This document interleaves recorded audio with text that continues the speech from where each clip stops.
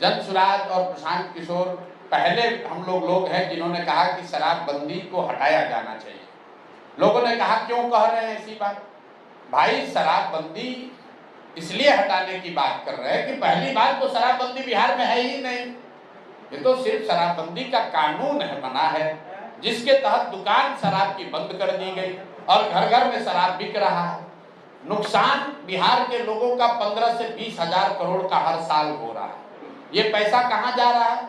ये पैसा जा रहा है बिहार के भ्रष्ट नेताओं के पास, अफसरों के पास, और जो गरीब व्यक्ति है, जो अति पिछड़ा है, गरीब है, दलित है, मुस्लिम है, उसको सरकार इसी सरकारी तंत्र इसी कानून के नाम पर प्रताड़ित कर रहा है। अभी जो ताड़ी की बात की गई है, आप गांव में चलिए, सिर्फ पारसी समाज के लोग ही क्यों, आप मुसहर समाज की दशा देखिए, आप पासवान समाज की दशा देखिए, अति पिछड़ा समाज के किसी भी गांव में चलिए, पुलिस वाले पहुंच गए, किसी को शराबबंदी के नाम पर पकड़ लिया, वहां के महिलाओं को बुलाकर थाना में कहता है झाड़ू लगाओ, बर्तन साफ करो। और ये तमाम चीजें हमने रास्ते चलते हुए पदयात्रा के दौरान देखी।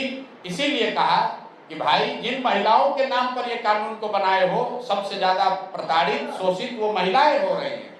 ये ताड़ी वाली जो बात है, आप किसी भी ताड़ी वाले पासी परिवार में ये पुलिस वाले घुस जाते हैं, उनका हांडी उंडी तोड़ देते हैं, पैसा ले लेते हैं, उनसे बदमाशी करते हैं।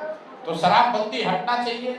और आपने देखा होगा शराबबंदी तो लागू नहीं है, इसका एक बहुत बड़ा कुप्रभाव युवाओं को पड़ रहा है। बिहार में पहली बार सूखा नशा पिछले 3-4 साल में इतनी तेजी से बढ़ा है, गांव गांव में सूखा नशा बढ़ रहा है। मैं तो रोज कह रहा हूं कि अगर स्थिति यही रही तो जैसे उड़ता पंजाब पिक्चर बना था, वैसे उड़ता बिहार पर पिक्चर बनने लगेगा।